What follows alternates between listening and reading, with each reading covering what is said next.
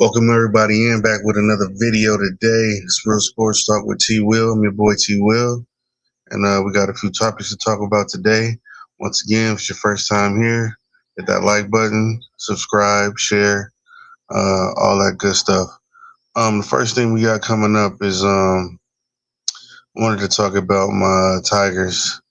We got Tariq Skubal winning this arbitration today. Um, Set to make 32 million. I don't know why the Tigers bullcrapping with him, and not just giving him a long-term deal. We probably gonna lose him like we lost Scherzer, how we lost Verlander, how we always lose all our great pitchers, hitters. Um, it's crazy. Like it's a non-revolving door of us we just keep on losing our best players. And it's kind of sad because, growing up in the 90s, going to the old Tiger Stadium, watching them play, watching Cecil Fielder, who was Prince Fielder's father, watching him play, it just inspired me to be a Tigers fan at a young age and, just seeing good baseball. But, man, we can't even keep the good players that we got. He had to take them to court just to get this money. Back-to-back Cy Young winner. Like, I don't understand what y'all waiting. Y'all wasting y'all time on.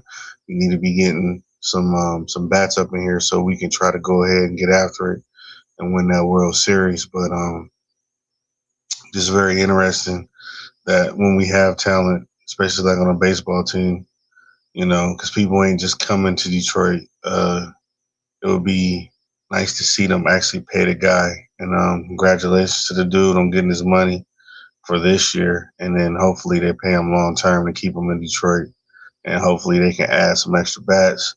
Um, so when it comes time to score runs, he can actually go out there and shut the other team down, and maybe, just maybe, we can finally get another World Series since I think it's been like since '84. So yeah, best of luck to the Tigers, and I just wanted to point that out today. Next on the docket. Tom Brady Super Bowl stance is called out by former Patriots. Now, I can tell y'all what's going on here. Bill Belichick denied first ballot. Kraft denied, like, I think they said this was like his 14th time or something being denied. Whatever. But apparently, Deflategate, Spygate, all this stuff is coming back to light now that these guys are getting voted back into the Hall of Fame. Guys are coming up for eligibility. I think Tom gonna be ready to go here in a couple years, and I don't think they really like how the Patriots kind of got away with stuff back in the day, but still at the end of the day, you got to go out there and win it on the football field, which they did. So can't hate on them for that. But the guys in the good old boys club, they want to make them suffer, and then the people that lost to them probably want to hold it against them. Some of their writers, beat writers, reporters, media people that they didn't like. They didn't like the attitude on how snarky they were in interviews and how they treated people during the time they were doing all the winning. And now that the Patriots are in the Super Bowl, Tom is going to come out and say, I don't have a dog in the fight. But literally, you have a statue there. You literally have a statue there, like outside of the stadium. You have a statue there. Your dog is in the fight. What are you talking about, bro? What are you talking about? You're a Patriot. I don't care if you won one Super Bowl with the Buccaneers, bro. You a Patriot. Get over it. And if they don't vote you in first ballot, don't be mad. Just suck it up. That's the little slap on the wrist that I guess they're giving all y'all. It's called, I guess it's probably, we should call it the Patriot tax. Let's call it the Patriot tax. Okay? If your owner wants to go to massage parlors and have fun, and, it's crazy because your owner goes to massage parlors, your coach wants 24-year-olds, and you want to deflate footballs. It's just real crazy, man. But, it is what it is. I'm not going to take nothing from y'all. Y'all won those Super Bowls, but, hey, don't try to distance yourself away from them now, Tom. You all right? All right, don't do it. You was a Wolverine. Don't be, hey, look, you get down with the get down. Just get down, brother. Go ahead and suck it up. So, Tom, you do have a dog in the fight. You do have a statue outside of Gillette Stadium. You got trophies in Gillette Stadium. You are a Patriot. You're not getting away from this. If them people decide not to vote you in, this is not going to work. So don't try to say that you don't have a dog in the fight. That's why Damian Woody is looking like that with his eyes like that and his head cocked to the side because he like, bro, come on. Don't come in here with this bull crap. You know you full of crap, all right? We know you. They know you. You're a Patriot through and through. Get over it, all right? There's no way to walk away from it. There's no way to turn around what happened in the past. It is what it is. And just because you Tom Brady, they probably still just going to vote you in first ballot. So just a little comment talking about you don't have a dog in the fight, my brother. They still got the power to put the votes in, so they don't care what you say today. They care about what happened in the past, and if they decide to hold it against you, just suck it up and take it, my brother. Ain't no thing. Ain't no thing. Next up, we got the NBA trade deadline. Things going on, things happening, and stuff like that. Anthony Davis got traded to the Wizards. And then Triple J, he got Jaren Jackson, he got traded to Utah. I remember Rich Paul was talking about the Lakers needed to get him, but ironically, the Jazz get him. The Lakers end up getting Luke Kennard, the same guy that was, I believe he played on the Clippers before too, and he was on the Pistons before that. And I think he was on Memphis too. But the dude went around. He a sharpshooter. But that's really not what the Lakers, I guess, they really wanted. They wanted somebody to be in the front court, somebody that can, help out in the front court. And they wanted a big name, but fortunately they did not get it. A lot of people are moping and complaining about the NBA not being as interesting as what it used to be. I guess you could say that. Normally, we used to watch the regular season back in the day, all the games on the weekends. But now it's just like you don't know who's going to play, who's sitting out. Shit, I don't even know who really on what team anymore. Like James Harden plays for the Cavs, Don't know how much that's going to help them on their championship run. But all in all, when you look at it, it looks like the champion's going to come out of the West no matter who comes out of the East. And I haven't even been keeping in day-to-day basis on the NBA. I'm just, looking at my phone, looking at the updates, looking to seeing what they're bringing up out there. But yeah, I don't know, man. It seems like the NBA is not as interesting. I think the last time the NBA was really popping off when Golden State and the Cavs, like last time they played against each other in the championship. And after COVID hit, the bubble and all that other stuff, after all that passed, it seemed like the fandom for the NBA has died down because I guess a lot of people are tired of seeing, them shooting threes, not playing defense, them not playing.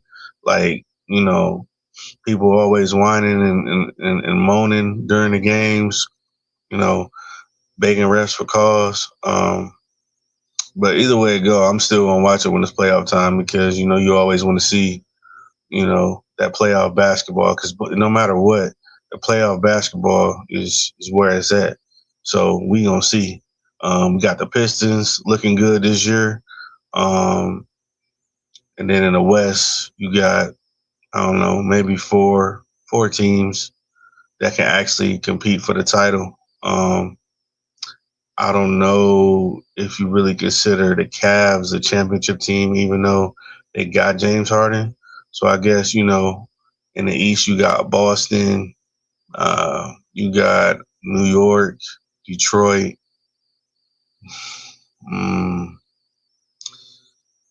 But I wouldn't put the Cavs up there with them. I'd say Detroit, Boston, New York, one of them three represent the East. And then in the West is always wild.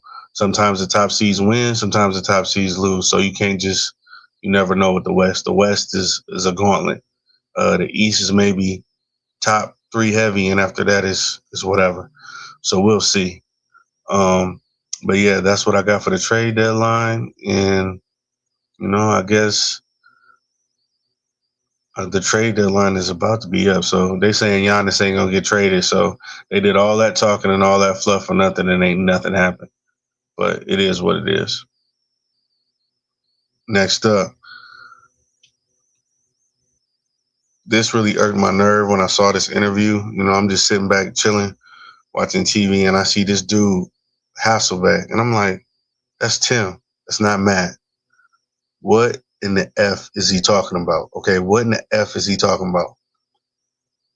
He said no NFL team wants to build around Shedeur Sanders. He said that Shedeur Sanders should be the second or third quarterback in training camp. This came out of his mouth. Like, he doesn't look, I don't know if he's drinking or, you know, getting involved with any kind of medications, but what actually came out of his mouth in this interview, he said that Shedeur should be the second or third quarterback, and he would be lucky to be a backup for 10 years. This is what came out of his mouth. This is what came out of his mouth. Now, this is Tim Hasselbeck. This isn't Matt Hasselbeck, the one that played for the Seahawks and went to the Super Bowl. It's not him. This is his brother. Okay? And Mr. Hasselbeck here,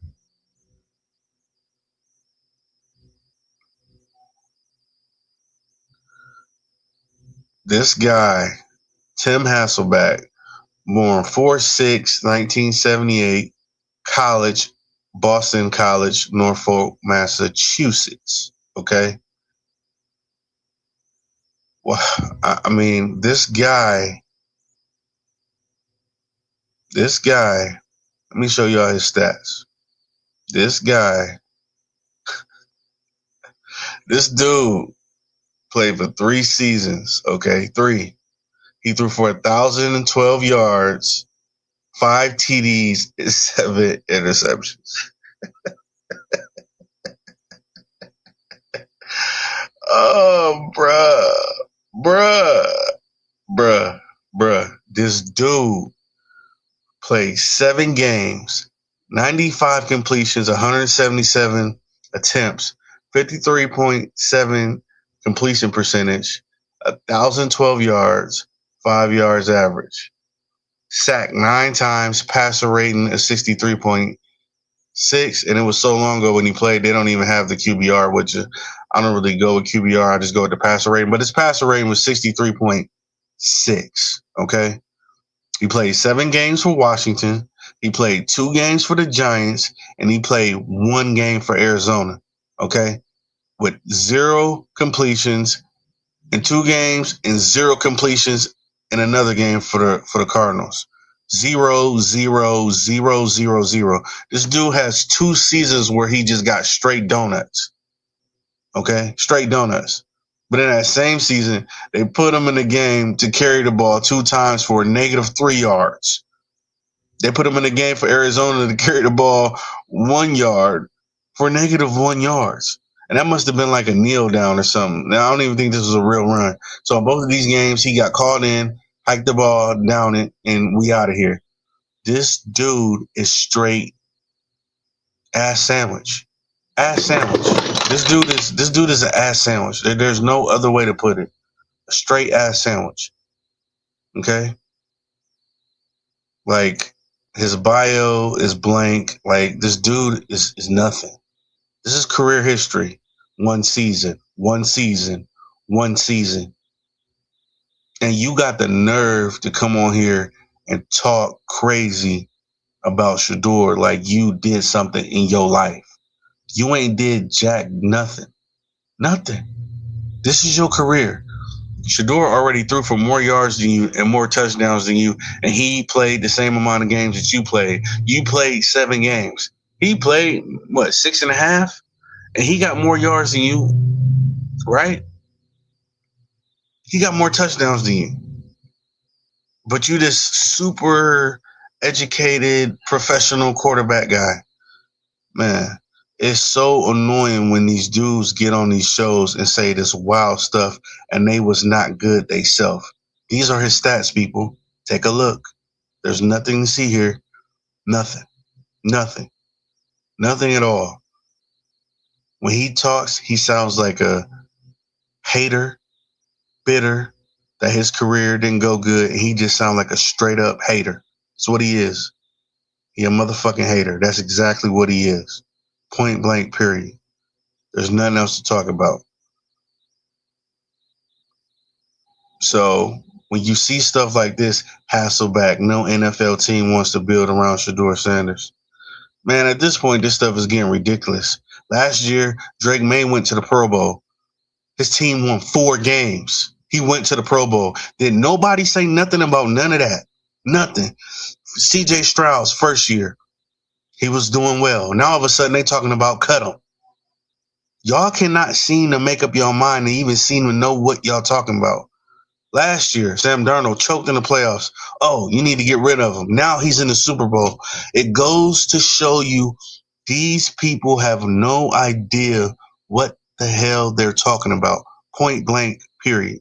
I don't care if they used to play. I don't care if they're analysts. I don't care what they are. They don't know what they're talking about. They just don't.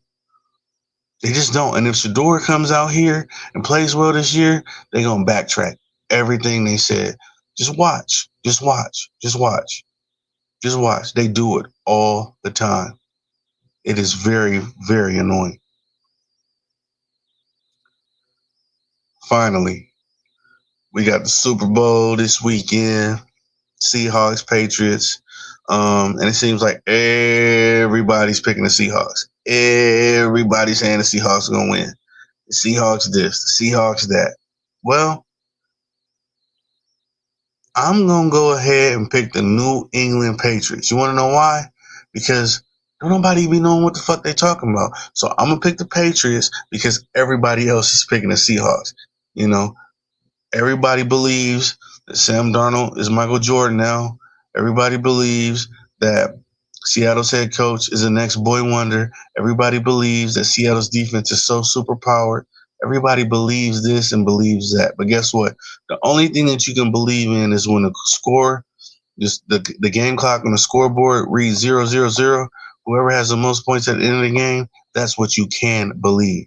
And that's what I'm going to believe. So I'm going to go ahead, go out on a limb, and pick the New England Patriots since everybody wants to pick the Seahawks. And like Tom Brady said, I have no dog in this fight. Well, ladies and gentlemen, that is the show for today. Hopefully y'all liked it. You know, comment below. Let me know what you like, what you didn't like. If you did like the content, hit the like button, hit the subscribe button, and go ahead and give me a share. And I'll get back at you guys on the next one. Enjoy the Super Bowl. Have a great, wonderful, safe weekend. And I always say this, God bless.